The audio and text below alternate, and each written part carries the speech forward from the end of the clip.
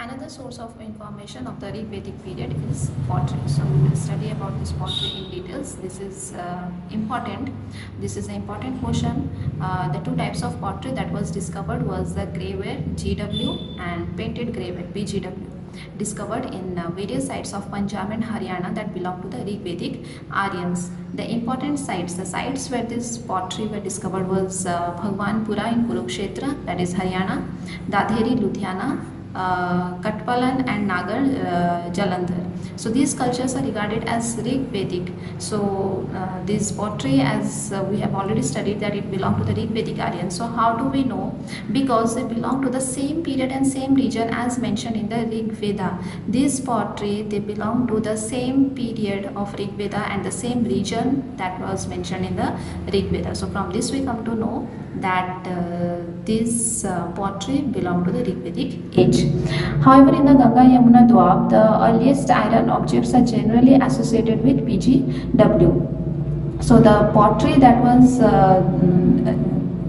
the pottery that was discovered in the Ganga Yamuna Doab, it was believed that they belong to the PGW time period, that is painted graveware time period. Here a number of sites associated with the prolific use of iron have been discovered. So in this particular period, this PGW period or the painted graveware period, in these sites too much use of iron was discovered. So the PGW culture corresponds to the later Vedic age. So from this we come to know that the PGW culture, that is the painted graveware culture, belongs to the later Vedic period. This is the importance of the PGW, the painted graveware, or the advantages of the PGW. That is, first is PGW is very fine, smooth and even colored pottery. This is first point of its significance or importance or advantage. Second is it was made out of well worked high quality clay with geometric patterns painted on it in black. This is the second point. Then the third is floral patterns and sun symbols are seen in some cases. That is the third point. And the pottery includes open mouthed bowls and dishes. So this is the fourth point. This is the significance or the importance of the painted graveware pottery. Then the painted graveware pottery phase or the PGW phase was followed by the northern black polished ware. So first there was the graveware phase, then the painted graveware phase. Now here is the northern black polished ware. This PGW phase was followed by this NBPW phase, the beginning of which goes back to 700 BC. This pottery was glossy. This NBPW pottery was glossy and shining. It is believed that the use of this pottery was made by the people who dominated the economic and social life of the period. The economic and social life of the Rig Vedic period was, or you can say the later Vedic period, was dominated by the people. They were the people who used this NBPW pottery. Now we will come to the early settlements. This early settlement portion is actually the portion when early Vedic period started, when the Aryas first came and settled in India. And as I told you, it was not the entire India that they settled. They first came and settled in the Sapta Sindhu region or the Seven Rivers region or the northwestern region of India. So that was the early Vedic period. So that was the early settlement when they came and settled in the Sapta Sindhu region, that is the land of seven rivers, namely Sindhu, that is Indus, Ravi, Vez, Satluj, Jhelum, Chenab and Saraswati. This region covers the present areas. The early Vedic period region covers the present areas of eastern Afghanistan, Punjab and parts of western Uttar Pradesh. So later this region was named as Brahmavarta or the land of the gods. That particular region, the northwestern region, later on it came to be known as Brahmavarta or the land of the gods, because of the composition of Rig Veda took place here on the banks of river Saraswati, which they considered most sacred. The region provided conditions for stable agriculture. So this northwestern part or the Sapta Sindhu region part, it provided conditions for settling down. The Aryans were nomadic people. They wandered from one place to another. But when they came and settled in this Sapta Sindhu region or the northwestern region of India, that particular region provided them conditions to lead a settled life. So moving here and there with herds of animals was becoming useless for them, unnecessary for them, and so they started to lead a settled life, and this was responsible for the evolution of a new culture. So what kind of societies? We will study here the new culture. Previously they were the wanderers, nomadic people. From this early settlement period, or you can say the early Vedic period, they started to lead a settled life, and so their society, economy, everything went on changing. So first we will study about their society. Social organization. In the Rig Vedic time or the early Vedic period, the Aryans lived in villages. The family was fundamental unit of the society. This is important. The family was a fundamental unit of the society. It was patriarchal. Patriarchal means the head of the family was the male person. The eldest male person of the family was the head of the family. This means that the oldest male member of the family was its head. He was also called the Grihapati or Kulapati. This oldest male member of the family was called Grihapati or Kulapati. After the death of Grihapati, the responsibility shifted to his eldest son, and then this went on. This particular system went on from generation to generation. Several families lived in a gram or village. Several villages formed a vish. So many families together they formed this gram or village. Many villages together they formed this visha, and many vishas together they formed this jana, or you can say the tribe or clan. The head of the village was called Gramini. That of Visha, Vishapati. The head of the village was called Gramini. The head of the Visha was called Vishapati, and the head of the Jana or the clan was known as Rajan or king.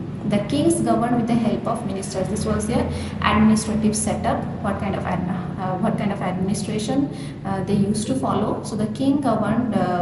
The king was assisted by his ministers. The important officers included the Gramini, that we have already studied, the head of the village.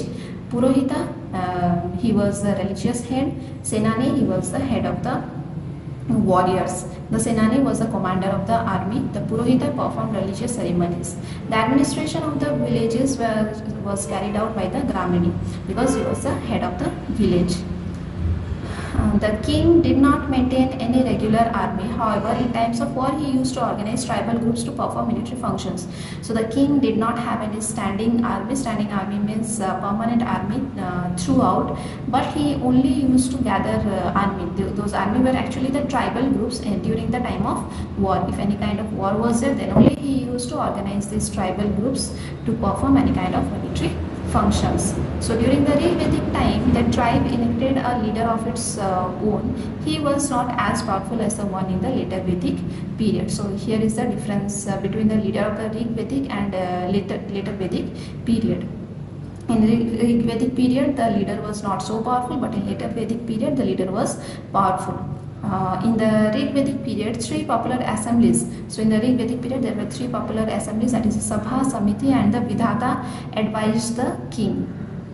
The Vidhata was the earliest assembly which used to perform all kinds of functions such as economic, military, religious and social functions. So the Vidhata, it was the earliest assembly before Sabha and Samiti, and it used to perform all these functions. Women actively participated in the deliberations in the Vidhata. Deliberations means in the opinions or the decisions of the Vidhata, women were allowed to participate actively. Then came the Samiti, was the assembly of the people, and the Sabha was the council of elders. In Samiti, all the villagers they participated in Samiti, but Sabha, it was only the council of the elders of the village. The Sabha performed advisory and judicial functions. The Samiti was called to session on special occasions. The Samiti was called only during special occasions.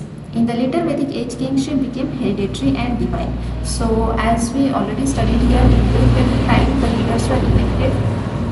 The tribe elected their leaders, but they were not so powerful.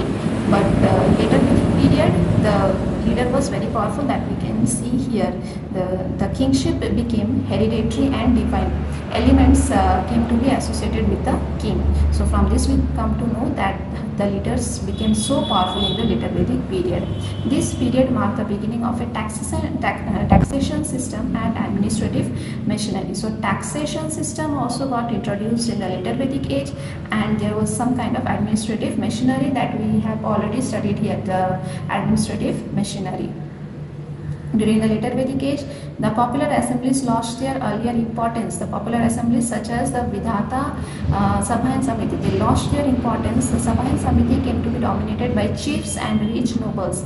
So now we can see the difference between the administrative system in the Rig Vedic period and the later Vedic period. The Sabha, Samiti, Vidhata, they lost their significance and they were dominated by the chiefs and the rich nobles. Women were no longer permitted to attend these assemblies. Here we saw that women were allowed to actively participate in the deliberations of in the Vidhata, but here in later Vedic period the women lost their freedom. The position of women, here we will study a comparative study between the position of women in the Rig Vedic period and the position of women in the later Vedic period. During the Rig Vedic period, women were respected. The institution of marriage had become sacred. The daughters were given freedom to choose their husbands. The system of remarriage of widows was prevalent. There was in Rig Vedic period, there was also the system of remarriage of the widows. There are no examples of child marriage. In Rig Vedic period, there was no child marriage. The marriageable age in Rig Veda seems to have been 16 and 17. So this first paragraph was the position of women during the Rig Vedic period. Now we will study the position of women in the later Vedic period. We will see a complete transition of the position of women in the later Vedic period. There was significant decline in the status of women. Their participation in the yajnas was not considered necessary. They did not participate in the yajnas. Without women, the yajnas were supposed to happen. They did not enjoy the right to property. The freedom to choose husbands by women was curtailed, means was stopped. In this Rig Vedic period, we studied that the women had the freedom to choose their husband, but in later Vedic period, it was completely banned. Then the class divisions. Though the caste system is not mentioned in the Rig Veda, in class division also we will study difference between the Rig Vedic period and the later Vedic period. In Rig Vedic period, caste system was not mentioned, but the fact remains that there was some kind of class division in the society. Caste division was not there, but class division was there. Class divisions like the upper class, the middle class, lower class on the basis of their occupations. The early Aryans called the local inhabitants Dasyus. The local inhabitants were called Dasyus and did not mix with them, means they were some kind of untouchables that later on came in the later Vedic period.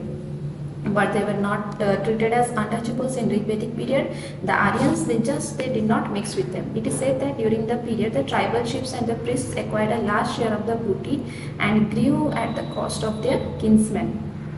Last year of the tax was enjoyed by the tribal chiefs and the priests, and their status grew at the cost of the kinsmen, is at the cost of the common people. This resulted in social inequalities, and the tribal society got divided into 3 groups. So gradually what happened, because of this privilege that was taken by the tribal chiefs and priests, there were social inequalities that crept into the society, and that is why the tribal society got divided into 3 groups, that is the warriors, priests and the people. The 4th division, called Shudras, appeared towards the end of the Rig Vedic period. So during the early Rig Vedic period, the first phase of the Rig Vedic period, the tribal society was divided into these 3 classes. Later on, towards the end of the Rig Vedic period, this was another class that came into existence. This was another class that appeared, that is Shudras, because the word Shudra is mentioned for the first time in the 10th mandala of the Rig Veda, which is usually considered a later addition. So in the previous mandalas of Rig Veda, this Shudra word was not mentioned. So from that we come to know that Shudra did not exist in the early phase of the Rig Vedic period. But in the 10th mandala of the Rig Veda, the Shudra word was mentioned. So from there, that we come to know that then onwards the word Shudra came into existence.